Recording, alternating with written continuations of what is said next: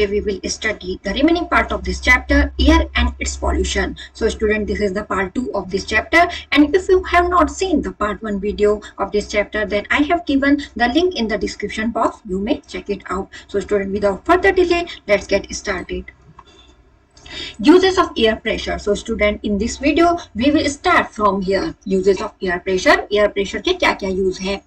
आप soft drink तो जरूर पीते होंगे, जैसे कि आपने कोका कोला, पेप्सी और भी ड्रिंक आप पीते हो, स्ट्रॉ से पीते हो, फ्रूटी भी आप स्ट्रॉ को यूज करके पीते हो। तो उस पे जो प्रिंसिपल है वो कौन सा लगता है? एयर प्रेशर का। यही प्रिंसिपल यूज होता है आई ड्रॉपर में। फाउंटेन पेन जो आप जिनसे लिखते हो, राइट करते हो, you have to use the fountain pen for writing. And filler, जैसे आप पेन फिलर यानी कि किसी पेन को, फाउंटेन पेन फिलर को आप क्या करते हो? फिल अप करते हो। डॉक्टर्स की जो सिरिंज रहती है यानी कि जो सुई और पिचकारी जो आप होली के टाइम यूज करते हो, उसमें यही एयर प्रेशर वाला प्रिंसिपल लगता है। अब यहाँ पे एक्टिविटी दे रखी है, हम इससे समझेंगे कि जो एयर प्रेशर है वो कैसे काम करेगा। आपको एक ड्रॉपर लेना है, जैसे कि आपको पिक में दिख रहा है ये कि यहाँ पे ड्रॉपर है। Dip the end of the dropper in a coloured water. और जैसे आप ड्रॉपर को क्या करते हो? श्रिंक करते हो, उस पर डुबाते हो ना पानी में, तो आपको इसकी एक एंड को ऐसे ही रखना है। Press the bulb of the dropper. और आपने यहाँ पे से प्रेस करना है, जैसे कि यहाँ पे दिख रहा है। आप क्या देखोगे? आप देखोगे जो बबल्स है वो एयर की, वो उस ड्रॉपर से, उस कलर्ड वाटर से कहाँ आ रही है? बाहर आ रही है। This is the air present inside the dropper. और इस ड्रॉपर के अंदर जब आपने इसको यहाँ से प्रेस किया और जब प्रेस किया तो उसके बाद जो एयर है उसके बाहर आने की वजह से जो वाटर में बबल है वो आ रहे हैं। Now release the pressure on the bulb of the dropper. और उसके बाद आपने वो प्रेशर को रिलीज कर दिया, किसके? जो बल्ब है उस पे, ड्रॉपर के। जो कलर्ड वाटर है वो राइज हो जाएगा। यहाँ पे देखोगे पानी का लेवल ये था और यहाँ पे चेंज हो गया, तो ये जो वाटर का लेवल है वो राइज हो जाएगा। ड्रॉपर को आपने क्या किया? जब एयर प्रेशर एक्सल्ट किया ड्रॉपर पे, तो जो बबल्स उठे उसकी वजह से जो एयर प्रेशर एक्सल्ट हुआ इसके थ्रू, जब आपने इसको प्रेस किया तो उसके थ्रू जो पानी में क्या हो जाएगा? उसका वाटर लेवल राइज हो जाएगा। Take the dropper out of the water. अब आपने इस ड्रॉपर को बाहर निकाल लेना है वाटर से। Do not press the bulb. आपको बल्ब को प्रेस नहीं करना है, ये है बल्ब, इसको प्रेस नहीं करना है। अब जो कलर्ड वाटर है वो आ जाएगा उस ड्रॉपर से बाहर। तो ये हुआ इसका क्या प्रिंसिपल कि एयर एक्सर्ट करती है प्रेशर को। यहाँ पे यही दिखाया गया है, क्योंकि जो उसके अंदर की पहले एयर थी, तो जब आपने इसको प्रेस किया तो उसकी वजह से जो एयर बाहर आई और उसने क्या किए? ये जो बबल्स राइज किए और इससे जो वाटर का लेवल है वो राइज हो गया। तो ये दिखाता है कि एयर एक्सर्ट करता है प्रेशर को। एक डॉक्टर्स सिरिंज, वैसे ही सुई का काम भी है और पिचकारी का भी है, जिसमें क्या होते? पिस्टन होते हैं। आप देखते हो ना, ये देखिए इसमें पिस्टन होता है ना, इसको पिस्टन कहेंगे। तो ऐसे ही तो आप इंजेक्शन को यूज करते हो, यानी कि जो डॉक्टर है हमें ऐसे ही क्या करते हैं? सिरिंज लगाते हैं।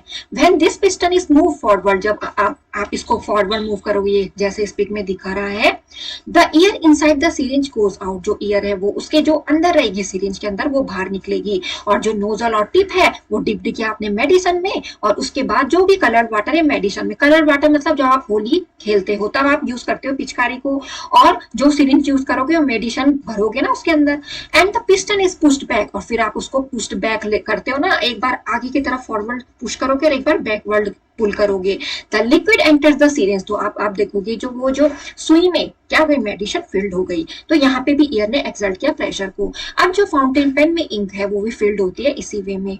जो ट्यूब है उसके अंदर उसमें है एयर, यानी कि ये फाउंटेन पेन है और आपने इसको डिप किया इस इंक में, तो इसमें जो एयर थी, ठीक है, उसने प्रेशर एक्सर्ट किया, यानी कि वो बाहर निकली जब आपने उसकी क्लिप को प्रेस किया। जो टिप थी पेन की वो डिप्ड किया आपने इंक में, और जो क्लिप है उसको रिलीज किया, यानी कि छोड़ दिया। जो इंक है वो एंटर कर देगी ट्यूब में, यानी कि हवा चले गई बाहर और फिर अब इंक एंटर हो गई। क्योंकि जो लो प्रेशर है एयर का वो उसके अंदर था, जब वो बाहर गया उसके बाद जो इंक है वो उसमें फिलअप हो गई। तो ये यहाँ पे एयर प्रेशर का प्रिंसिपल है। इसी प्रिंसिपल को यूज करके हम क्या करते हैं? जब बकेट को एम्प्टी करते हैं, जो कि वाटर से फुल है, विदाउट लिफ्टिंग इट, बिना उसको छोड़े हुए। This is done by making a siphon. इसको साइफोन को यूज करके हम कर सकते हैं। कैसे?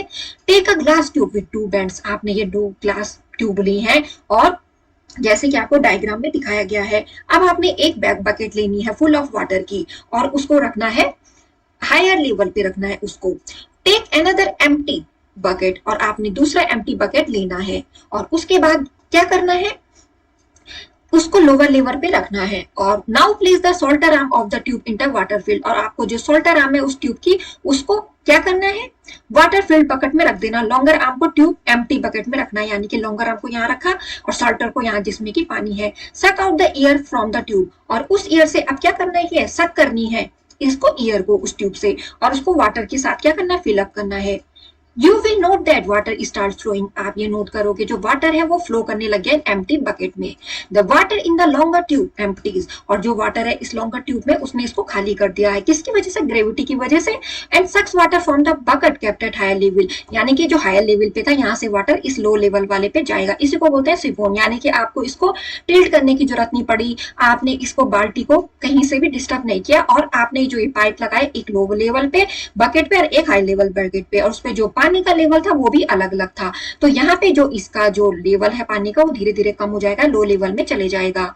You will note that the water start flowing in the empty bucket, आप नोट करोगे कि इस लोअर लेवल में जो पानी है ये यहाँ आएगा, जो वाटर है इस लॉन्गर ट्यूब में वो एम्प्टी हो जाएगा ग्रेविटी की वजह से, और जो वाटर है वो निकल जाएगा बकेट से, हायर लेवल की बकेट से लो लेवल वाली बकेट पे। इसलिए जो वाटर है वो हायर लेवल से फ्लोज होता है एम्प्टी बकेट में, यानी कि वो जो डाउन लेवल में है ये बकेट। सो स्टूडेंट यही है एक्सपेरिमेंट, जैसे कि आप देख रहे हो ये लो लेवल पे, ये लो लेवल पे, हाई लेवल पे, तो ये वो सिफोन बोलते हैं इसको। एयर हैज वेट, जो एयर है वो उस पे वेट होता है, यानी कि एक्टिविटी से हम पढ़ते हैं। Take 2 balance of balloons of same shape, हमने बलून लेने हैं सेम शेप के और साइज के, और हमने उनको ब्लो यानी कि फुलाना है। अब हमने उनको बलून को दोनों साइड पे टाइट बांध देना है। अब हमने स्टिक को होल्ड करना है सेंटर पे थ्रेड की हेल्प से। Move the balloons along the stick till they are balance, तब तक हमें उसको रखना है जब तक कि वो स्टिक, जब तक कि ये दोनों बलून बैलेंस ना हो जाए। अब हमने होल या पंक्चर करना है एक बलून में, ताकि जो एयर है वो मूव हो जाए। इस पे हमने होल कर दिया, या तो इसकी हमने हवा निकाल दी, और इसमें क्या है, अभी भी हवा है भरी हुई।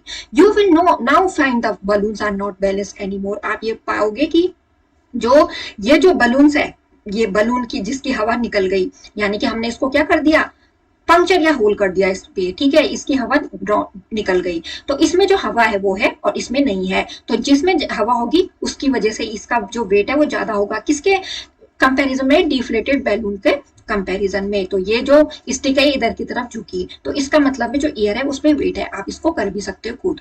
अब हम पढ़ेंगे स्टूडेंट एयर का जो पॉल्यूशन है। हम सबको पता है कि हमें क्लीन और फ्रेश एयर हमारी हेल्थ के लिए बहुत इंपॉर्टेंट है, और किसी ऐसी जगह को सोचिए जहां कोई भी इंडस्ट्रीज ना हो और कोई पॉपुलेशन न रहती है और ग्रीन प्लांट ना हो, हम वहां पे बहुत ही खुश रहते हैं और हम अपने को फ्रेश पाते हैं इस एटमोस्फियर में। अब हमें ऐसी जगह जहां हम वहां पे खड़े रहें जहां पे बहुत ही धुआं है, बहुत ही क्या है, पॉल्यूशन है, और हमको अच्छा नहीं लगता, हमारी आईज और नोज को भी अच्छा नहीं लगता, और हमें ये रहना ही पसंद नहीं है वहां पे, और ये हमारी आईज को भी इरिटेट करेगा और हमें वहां पे घुटन सी होगी। जो स्मोक का प्रेजेंस है और डस्ट पार्टिकल और भी हार्मफुल गैसेज है, जैसे कि कार्बन डाइऑक्साइड है harmful gas, carbon monoxide, sulphur dioxide, और कोई भी, ये क्या करती है, पॉल्यूट कर देती है, एयर को इम्प्योर बना देती है, इसी को हम बोलते हैं एयर पॉल्यूशन। जहां पे जो एयर है वो पॉल्यूट हो जाती है, प्रदूषित हो जाती है, और ये जो एयर है वो पॉल्यूट हो जाती है बहुत ही ज्यादा वे में। कैसे सबसे पहले first one, it's a factor, it's a most common factor, that is smoke. Factories and industry release smoke when they burn fuel, जो फैक्ट्रीज और इंडस्ट्री है वो रिलीज करती है स्मोक को जब हम फ्यूल को जलाएंगे। जो फैक्ट्रीज और इंडस्ट्री है वो लोकेटेड होनी चाहिए दूर सिटी से, और जहां पे लोग रहते हैं उनके घरों से भी दूर। जो स्मोक है उसको व्हीकल्स, बर्निंग वेस्ट मटेरियल से जो स्मोक प्रोड्यूस होता है, बस्टिंग क्रैकर से जो पटाखे फोड़ते हैं हम, उससे भी बहुत ज्यादा स्मोक फैलता है और वो पॉल्यूट करता है एयर को। तो यहाँ पे आपको पिक दे रखी है। Second one, air is polluted by dust, जो धूल है उससे भी एयर पॉल्यूट होती है, जबकि जो स्टॉर्म और स्ट्रॉन्ग विंड आती है उसमें डस्ट पार्टिकल आते हैं, वो एयर में मिल जाते हैं, और ये जो डस्ट पार्टिकल्स हैं वो एंटर होते हैं हमारी नोज और आईज में, और हमको इरिटेशन करते हैं, खुजली होती है, हमें इरिटेशन होती है, और ये क्या करते हैं, जर्म्स लाते हैं अपने साथ। एक जो कॉमन डिजीज है जो स्प्रेड होती है इस वे में, उसको बोलते हैं ट्रैकोमा, जो इन्फेक्शन है आई की। ये स्टूडेंट, ये है इन्फेक्शन आई की।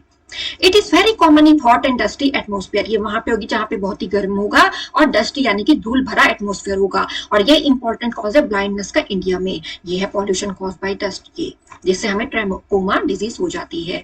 और एयर पॉल्यूटेड होती है कंजेशन से भी, जो एयर है वो पॉल्यूटेड होती है बहुत ज्यादा लोगों के होने से भी। Too many people in small area also increase the chance of spread of various diseases, बहुत ज्यादा लोगों का एक स्मॉल एरिया में होना ये भी इंक्रीज करता है किसको, बहुत ही ज्यादा डिजीज के होने के लिए। लिए। एक कंजेस्टेड एरिया यानी कि एक बहुत छोटा एरिया है जो वहां पे हम क्या करते हैं ब्रीथ करेंगे अगर, और उसके बाद जो फुल एयर है जिसमें कि कंटेनिंग यानी कि जिसमें बहुत ज्यादा जर्म्स है तो वो वेरियस डिजीज को कॉज करता है। इसलिए जितना दूर हो सके we should try to keep away from such congested places, हमें ऐसे भीड़ भाड़ वाले इलाकों में इतना जाना नहीं चाहिए। The windows and ventilators of the room should be kept open to provide fresh air, और आपके घर की विंडो और वेंटिलेटर को ओपन होना चाहिए ताकि वो फ्रेश एयर आ सके, एंटर कर सके।